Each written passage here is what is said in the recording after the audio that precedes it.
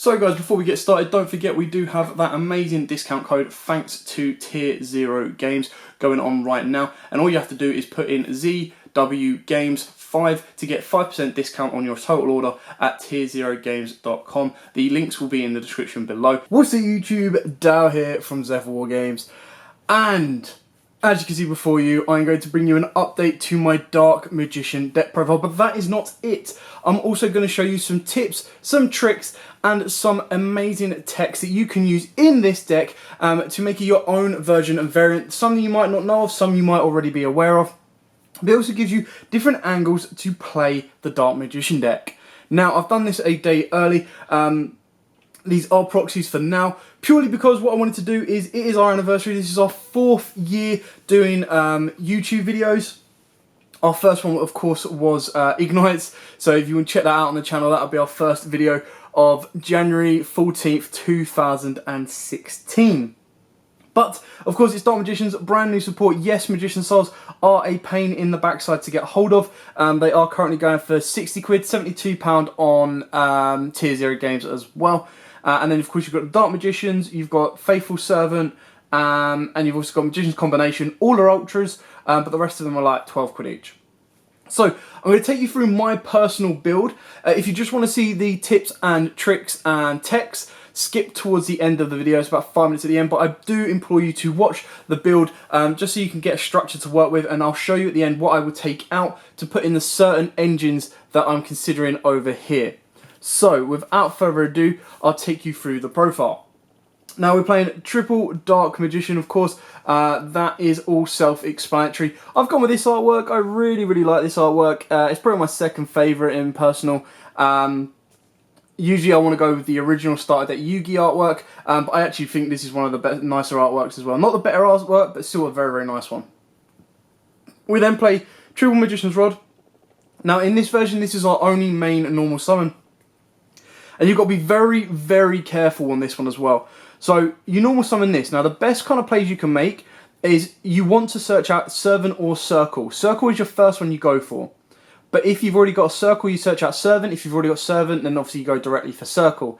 And the best kind of play with this now with Servant is Servant means that you no longer whiff on what whiff means is basically you mill free cards or you reveal free cards or excavate free cards, and neither of them contain Dark Magician. Whereas with Servant, you can actually guarantee that what you're going to get added to your hand will come off the Circle. So you get to deck thing quite nicely. Then during your opponent's turn, if you activate a spell card while it's in the graveyard, you true it as Spellcaster and bring this back to hand. Then, of course, the free pain in the backside card to get hold of, and that is triple Magician's Soul. There's a reason this is a pain in the backside, and it's more because it can actually help spirals, less so Dark Magician. Now, if it was mainly for Dark Magician and it was specific to Dark Magician, it would not be the price it is. The card is insanely good. You send one Spellcaster from your deck to your graveyard as cost of level 6 or higher. So that is your Dark Magician Girl or Dark Magician. You can then choose to use one of the two effects. Special summon this card, or special summon the card from the graveyard. Now, because you send as cost, it can't be ashed. Beautiful. You then get to choose whether you special summon a Dark Magician to go into further plays, or you special summon this card. If that wasn't enough, this card can send up to 2 spells or traps from your field or hand to the graveyard to draw the same number of cards. So, if you have 2 Circle, you can activate Circle more than once per turn, but you cannot use its mill effect. So if you do have 2 Circles, you can actually send one of the Circles to the graveyard and draw an additional card. If you have Navigation, you can send that to the graveyard and instantly have a negation during your opponent's turn. If you choose to revive a Dark Magician or get a Dark Magician on board, then the Eternal Soul in graveyard, not Eternal Soul, Navigation in graveyard is active. Incredibly powerful card. It's a shame that it's an Ultra. It's a shame that it's possibly short printed. I'm very disappointed in Konami in that one if it is a short print, because the set would have sold anyway. Dark Magicians fans would have bought the set. Spiral players would have bought the set. This card, and I was having a conversation with Tier 0 about this earlier today, if it's 1 a case, you're looking at about 100 quid. If it's 2 a case, you're looking at about 70 quid. If it's 3 a case, you're looking at 40 quid. Now, the ratios from America to the TCG is very, very different. So it'll be interesting to see what the short prints are. Hopefully America either get a load of this and it brings the values down here, or we get a load of it and it keeps the values down as well. That's ideally what I would like. To the 2 elves, we do play 2 Apprentice. Now there's actually some very, very nice combo plays with Apprentice, and I'll show you with some of the spicy text in the pack at the back. But this is a very, very good card. You want to play it 2, you could play it 3 if you want, but I think 2 is the right number. The best thing about this is you can actually send a Dark Magician from your graveyard, put it onto the field, and if you've got a Servant, it means you can stack your deck, send and then banish the Servant, and then draw what you've stacked, and you can stack Magician's Soul as well, so it's very, very good that way. Then for the ones, we've got the 1 Dark Magician Girl, the 1 Magician of Dark Illusion. I'm considering cutting this, but my heart keeps telling me no, play it. My brain keeps saying no, get rid of it, it's a bit of a brick. Now, if you activate a spell track during your opponent's turn, you special summon this card from your hand, it does treat itself as Dark Magician on the field.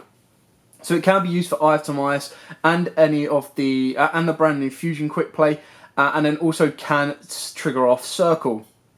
Very, very good card, very, very powerful, but also if you activate a spell trap while he's on the field, only once while he's on the field, you get to revive a Dark Magician from the graveyard, so he's good to make a rank 7 play.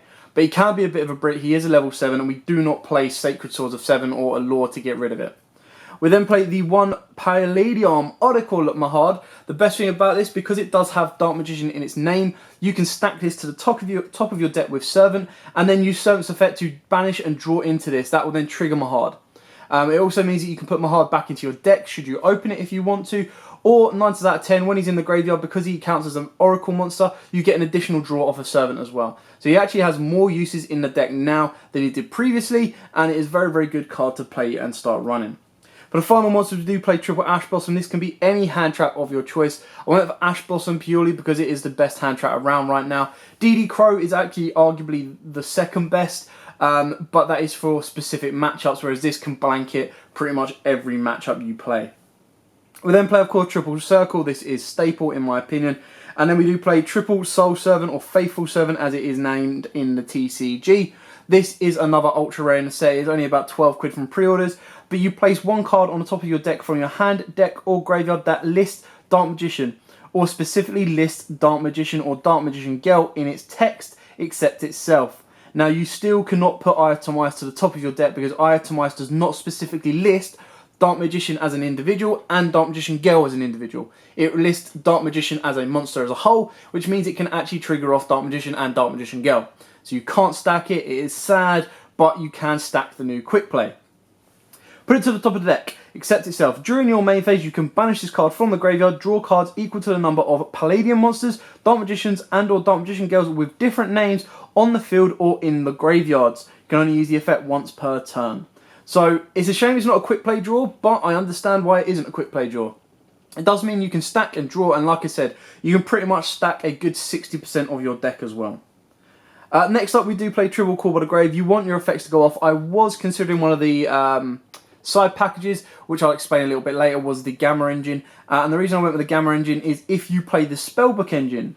Now, the reason I'll do that is because right now, the only thing that I want to Gamma would be Circle and Navigation. And Call by the Grave will do that job for me. If I play the Spellbook Engine, I then want to navigate for Eternal Soul. Well, I want to navigate for Eternal Soul, Gamma for Eternal Soul anyway. But you'd then be doing Eternal Soul, Circle, the Spellbook, Spellbook of Knowledge, Spellbook of Secrets, and Navigation as well. So you'd actually have 5 targets that you'd want to Gamma. That's where I think Gamma is more relevant than Call by the Grave, because you'll get 2 bodies on board, and then you can make the lander if you want to make sure your other Gammas are not dead.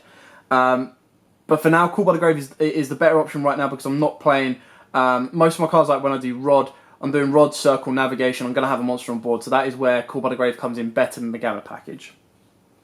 Then for the tools, we do play 2 of the brand new Secret of Dark Magic. This is the one that lets you quick play Ritual during your opponent's turn, or quick play Fusion during your turn.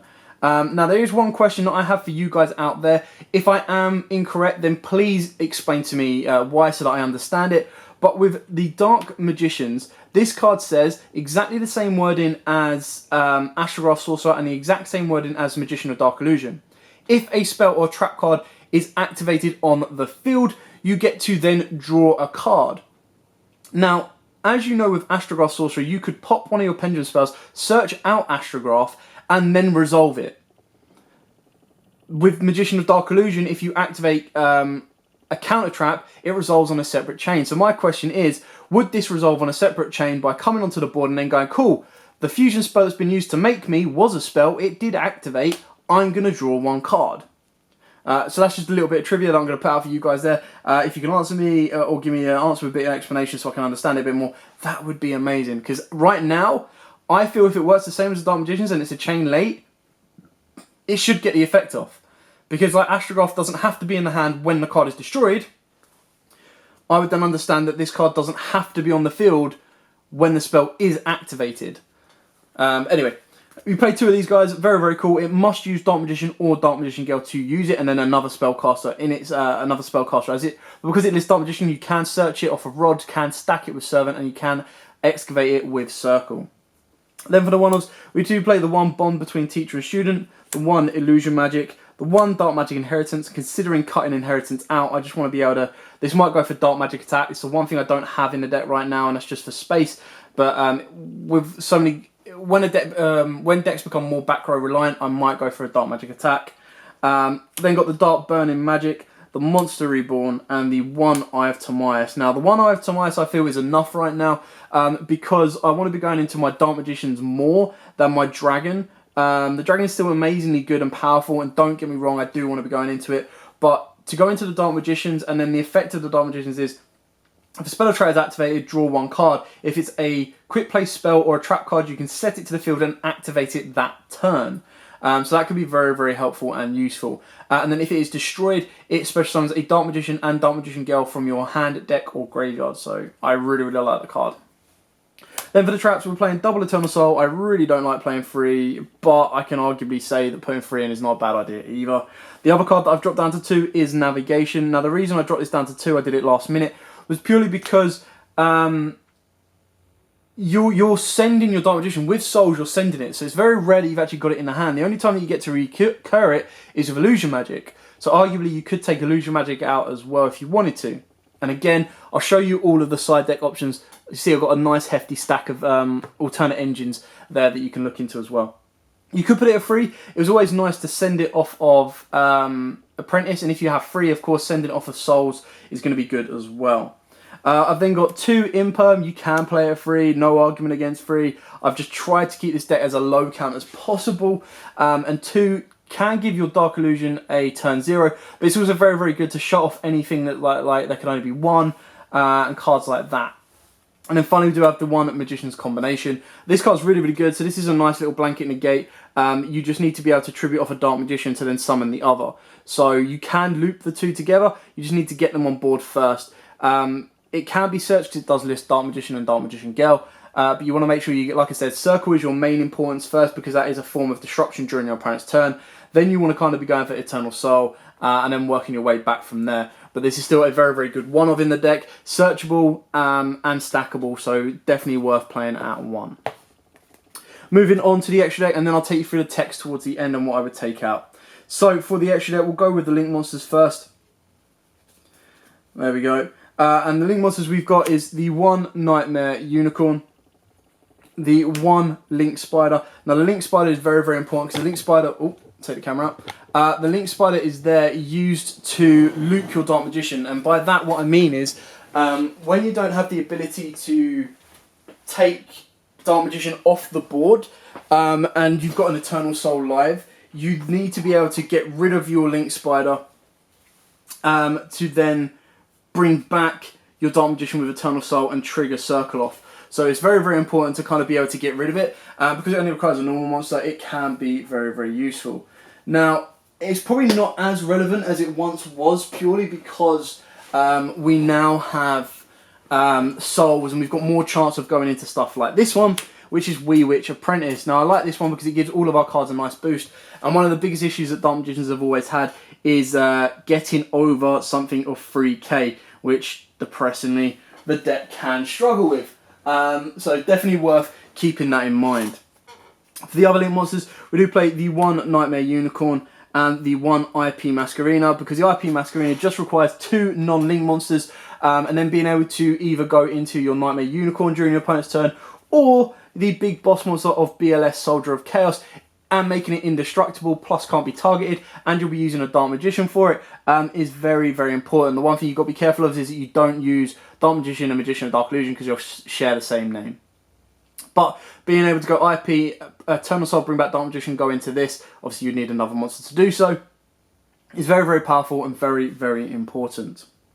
Then moving on to the fusions, of course, because we only play the one Eye of Timaeus, we only play the one Dark Magician, the Dragon Knight, and then we do play the 2 Dark Magicians. Now, you can actually hard make this using a Dragon Monster and Dark Magician with the quick play, but we currently don't play any of the any dragons in this deck, apart from extra decks, and even then we don't have any in, apart from the Red Eyes Flare, to be honest. But it's very rare that you can actually use that. Then on to the XYZs, we do have the 1 Red Eyes Flare, the 1 number 11 Big Eye, and the 1 Ebon Illusion Magician.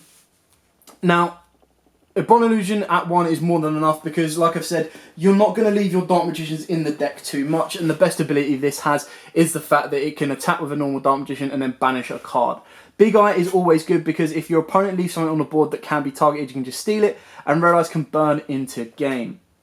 Now, as you can probably tell, we are 3 cards short out of the extra deck, and the 3 cards out of the extra deck will lead into the side deck choices. Now, if I was playing this build right now, my personal build will contain 3 Super Poly targets, purely because it gives me the most disruption. But if we go into the side deck, I'm going to show you a couple of other options that we can add in. So these are the nice little engines that you can put into the deck that can make it a little bit more consistent, or if you want to go more control based or more aggression based. So we do play 3 Pot of Extravagance, or you can put in 3 Pot of Extravagance if you have them. The only reason I haven't put this in because it does clash with Servant, but if you feel that you're not going to run into the case of having both, then you can of course activate this, chain Servant. Servant will then stack your deck, and this will then let you draw what you've stacked off a Servant, which is really, really good. But then you can't use the Draw of Servants effect until the next turn. So that's one thing to keep in mind, and that's one little tip and trick to use if you have Extravagance. Moving on to the other tips and trick, of course, you do have the Magical Eyes Fusion and the Quintet Magician. Now we do have more spellcasters in the deck with different names. Mainly Soul is the main monster going in, and then of course you've got the Dark Magicians if it hits the graveyard. So Quintet can become more live should you need to, and it's always worth running 1 Magical Eyes Fusion to kind of get your boss monster out. So that's something that can easily go into the deck, and that is one nice little tech too. I'm going to save this tech to the end because I really, really like this one. Of course, you do have the Wind Witch engine. So the reason this isn't in here is because it is a very, very big engine. You want to be playing 1, maybe 2, and then 3 of this. So this would be in place. This is if you want to be a bit more defensive, but a bit more aggressive as well, because this would then get you an indestructible Crystal Wing. You would have burnt your opponent a little bit as well if you want to take that route. And then your Crystal Wing is, especially more so in Master of 5, is going to be out of the way. Right now, it's going to be in the way because you want to be using fusion materials. You could, if you wanted to, use this as fusion material, but it's very rare that you ever want to take a Crystal Wing, indestructible Crystal Wing off the board for a fusion material. So this is why this is an engine that I say pick up now and save it for Master of 5, because when we get to Master of 5, you could also argue that Instant Fusion and Millennium Eyes will come into effect as well. Moving on to the next tech engine, and that is of course the Cyframe package of Omega, Lambda, Triple Gamma, and Driver. Now, like I said, this one probably goes more and more consistently with the Spellbook engine. Now, the Spellbook engine I like to play is Triple Secrets, 1 Spellbook Magician of Prophecy, and 2 Spellbook of Knowledge. Now, this is where the Gamma package becomes more consistent because you've got more spells that you're going to be activating without having a monster on board. And especially with this one, if you were to activate this to ditch a Spellbook Magician of Prophecy from your hand, then it can be very, very painful. The best thing as well with this is, I'm just checking, I believe it is cost. I'm trying to...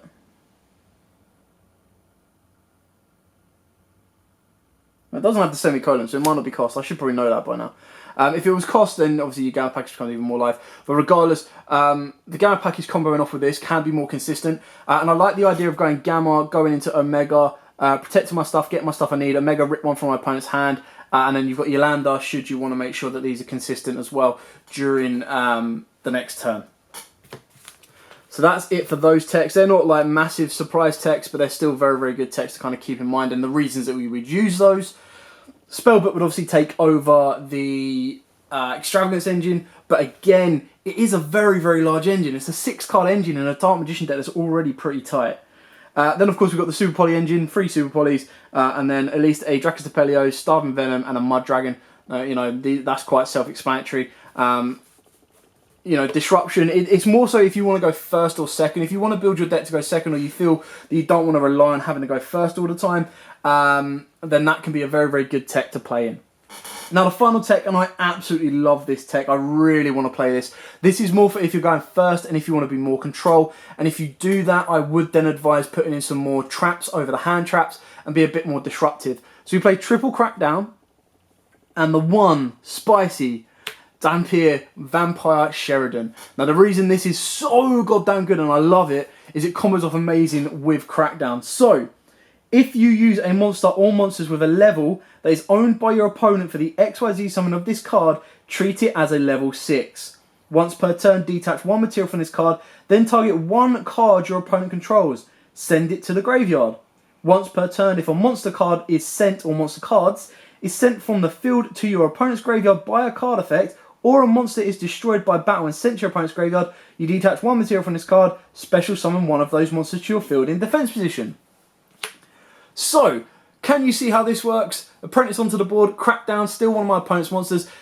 Ideally, if you've stolen in Salad, they're not going to be able to get rid of it to trigger off. If you steal the Orcus, you're not going to put it in the graveyard, they're not going to be able to do anything with it. You then go into your main phase, you go into your turn, you overlay, go into Vampire. Vampire detaches not their material, your material, to send the card, and then summons that card back to your field. You can then use it as link fodder, as this is a dark. You can also keep the monster underneath it to disrupt your opponent. It is a nice 2600 beta, and it turns it into a level 6. So it does not matter what you steal, as long as it is a monster and not an XYZ or a link monster, synchro, fusion, or normal monster, effect monster, you can use Crackdown to steal it, disrupt your opponent, and then turn it into a vampire. Absolutely love this. This is like one of the nicest things I've ever seen. I love this card. This card is awesome. And then being able to use and abuse it in Dark Magician. Oh, so good. And let's not forget, you've also got your Dark Magician girl. You can use as fodder for this as well. And if you want to make him even more consistent, you put your apprentice up to 3. Really depends on the type of build you want to go with. Now, of course, the last standard tech that you should all understand by now is Secret Village of the Spellcasters. Now, Secret Village of the Spellcasters, again, kind of self-explanatory. The reason I'm not playing it in this current build right now is Orcus can play around it. Salads do get hurt by it, but they can still kind of play around it because as soon as they get Rage, they get rid of it. So there's a lot to kind of work with on this deck, but I love it. I think it's so fun. Love this card. Love the new cards. It's just such a shame that Souls had to be a short print. It really is. If it is a short print, I haven't had my boxes yet. It doesn't come out till Thursday, so 2 days from now. So I won't be able to check that until then to see how bad the short prints are.